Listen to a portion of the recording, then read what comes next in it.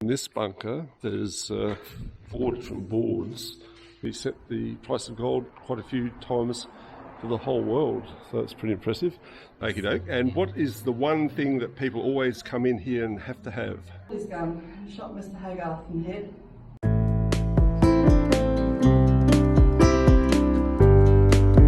So we've got the poppet head here. We've got some water for your caravans here, and you've got your dump point over there. And right at the end, we've got our gold.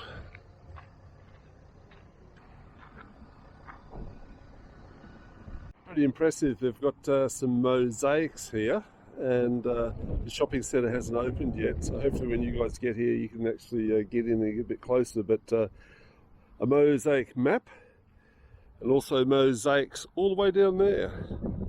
Heading up to Tower Hill to check out the view. Tower Hill in World War II. Discover 4 different virtual experiences right here. Done a good job. Halfway up, we've got the World War II bunkers, audio and visual presentations. And we'll go and check it out. 42. Day 4, Battle of the Corals. One of the fiercest air-sea battles of World War II. Bombay doors down here. Photos of the Pacific War. A war that in a matter of months has brought Japan to Australia's doorstep.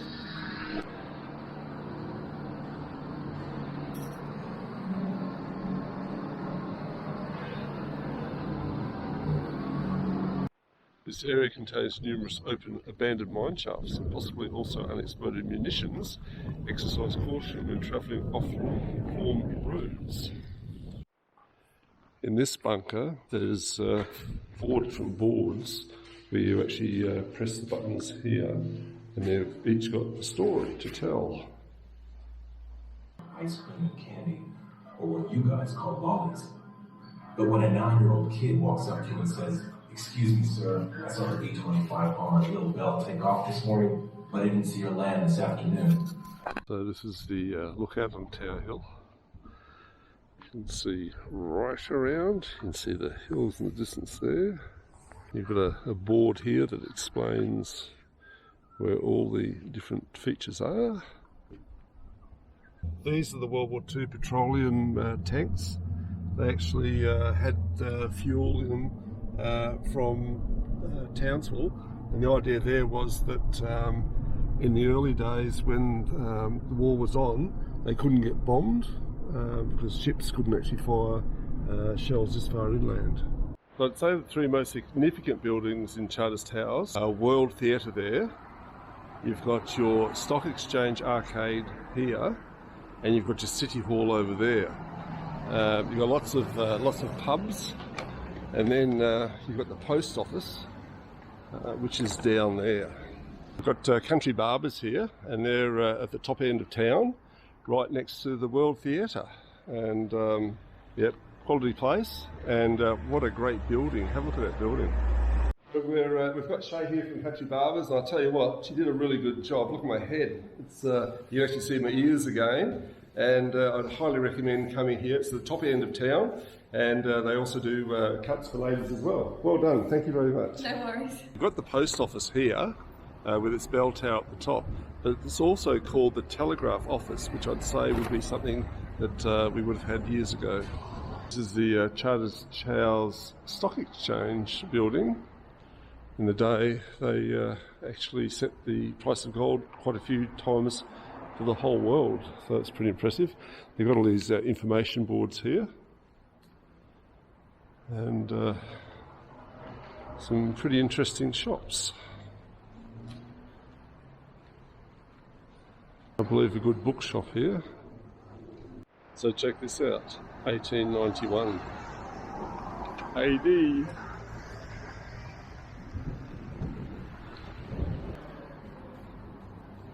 Oh, this is the regional council.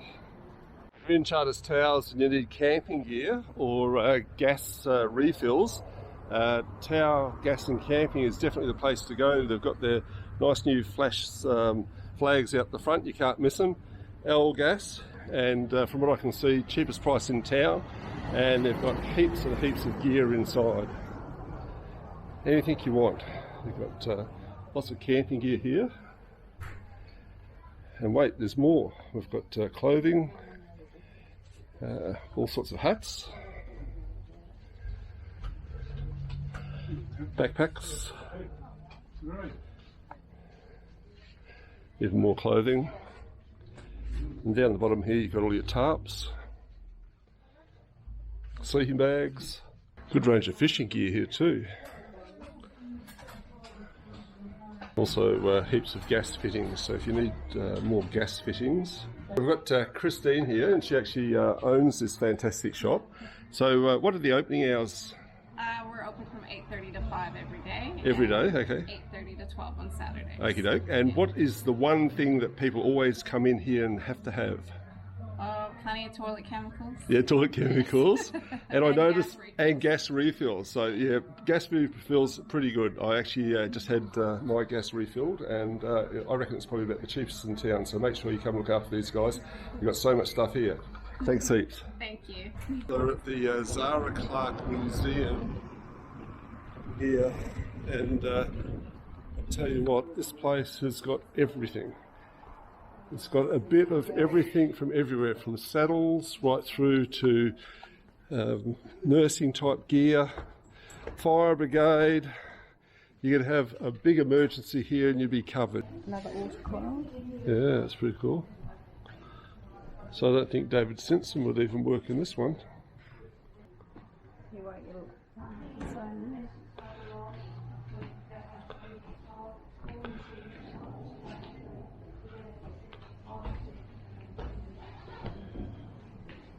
Oh. So you see the sign up there, J.H. Bruce. If you actually move sideways, keep your eye on it, you can actually see that it changes to news agency. Hey Joe, this is your section. We've got the sewing machines, and we've got the washing machines, and we've even got the hand washing machines here. I haven't done any washing the whole time I've been away. I know, I've been doing all the washing.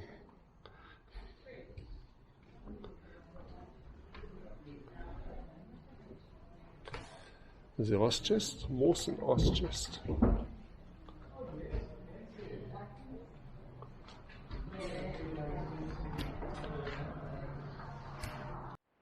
Here's the telephone exchange.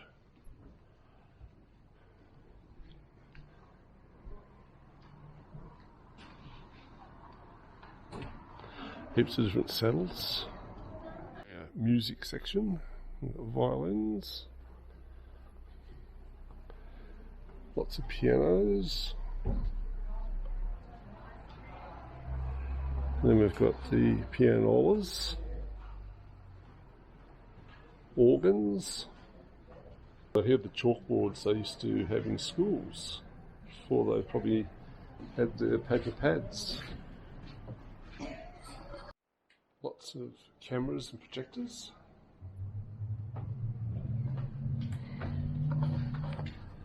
Let's say this would be for a radio station.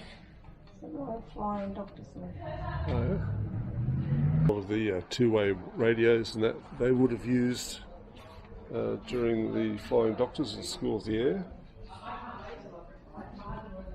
There's a lot of machinery and tools here.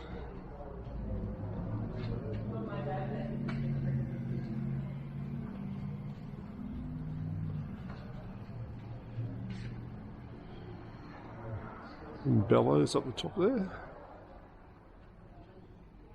Those old rams. Yeah. Out the back of our house, rusty. I know. And then we've got the old Chevy. And it's got snow chains on. Petrol pump. What have we got here? So this is a lathe. Yeah. It came out of a workshop for a local gentleman. Yes. And he's built it himself. So you can see it's just made of odds and ends of timber, but he's actually built the wheel out of timber too. So it's just an absolute piece of engineering. Isn't that great? Yeah, it's one of my favourite things here. I wonder if you've got any things that he made here. Ah, look, don't know. Could be. Never tell you. Could That's be. part of the problem with a place like this is that we have so many items. It's really hard to tell the individual stories of the people and the item, but collectively you get a really good sense of a totally different time, you know. Yes, so no. yeah. It's like stepping back in time, actually. Oh, it is. Yeah, I shudder to think what would happen to things like this if there weren't places. So I actually noticed you got snow chains. So do you have snow here? No. Do you know why we have snow chains on those? No, tell me. So, snow chains are also used for just traction in general. So when they take the deliveries out bush, if the roads are a little bit soft, a little bit corrugated, they put the chains on, and that gives you the same as a four-wheel drive. Oh wow, I don't know. Yeah. that's a good idea. Yeah. We could have used that a few times actually. You could have done. Although if you've ever put snow chains on, you know that they're a bugger to get off. Once they've tightened up. Anyway, Very good, thank you. It's a fairly good display of military items here as well. Uniforms. World War II. We've got our American flag here. The Americans did a fair bit here during the war.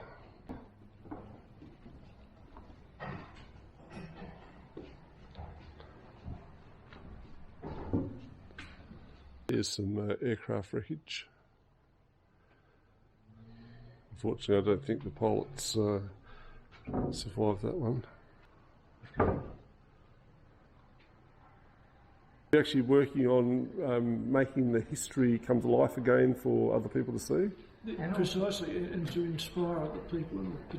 So this is actually layers of glass at different levels showing 100 foot apart. 100 foot apart, showing the 3D view of all of the shafts and mines and stuff in the area. And there's another really good one here too. That's the door. If you come around here, Yeah.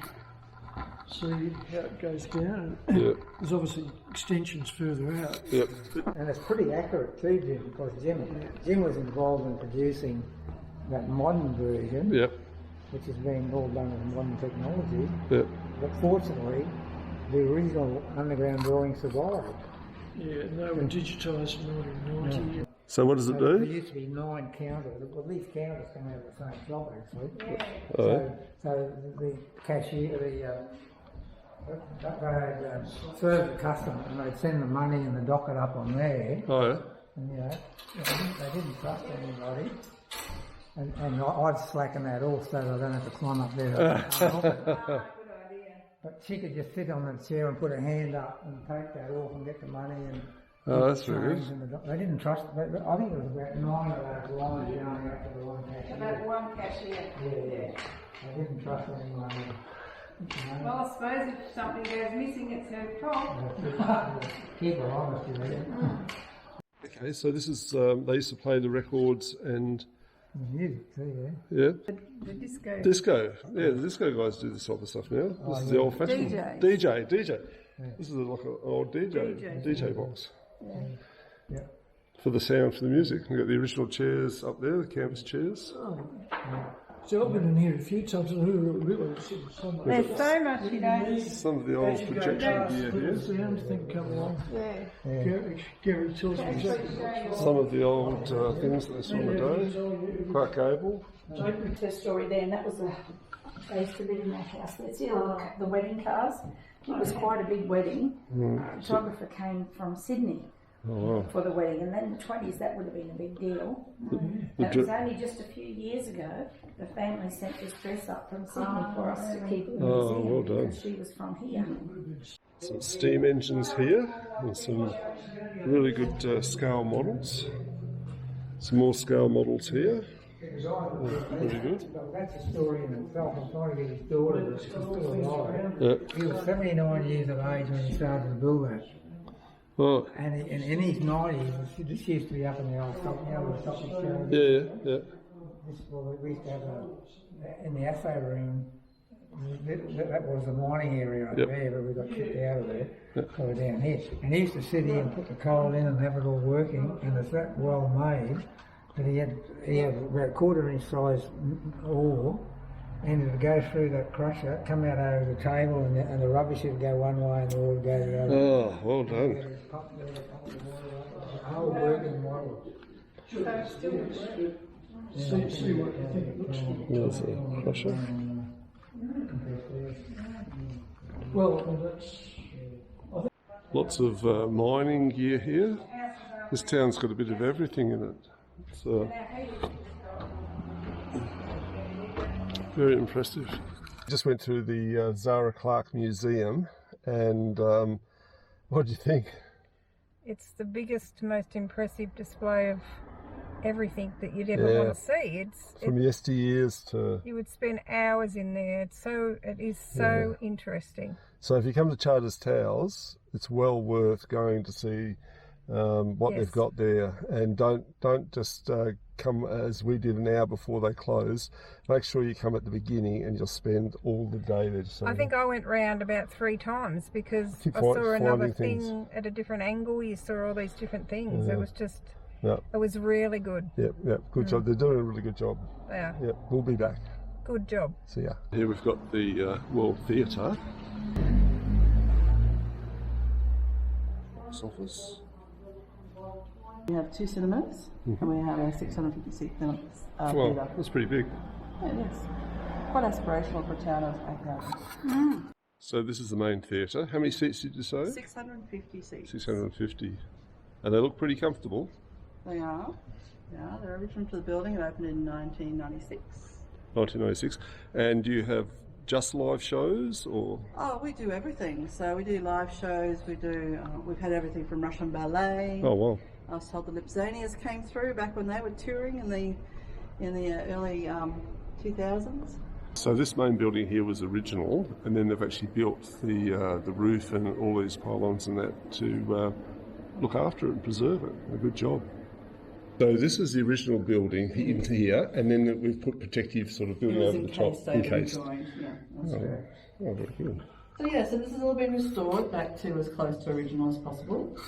So this is Art Steele's bike that he restored, and this is a permanent display in the World Theatre, and it's only a couple of years younger than the one that was used in the movie World's Fastest Indian. The story is about Mira Mosman, who was told that his pay was being cut from £8 a week to £6 a week. Mr. Brown got rather upset, drinking a couple of bowls of scotch a day. Anyway, he pulled his gun and shot Mr. Haygarth in the head, who then died. Oh.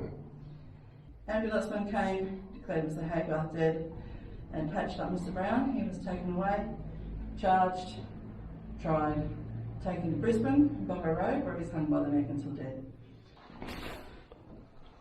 Oh. So they're probably the stains there? Apparently so. Oh dear.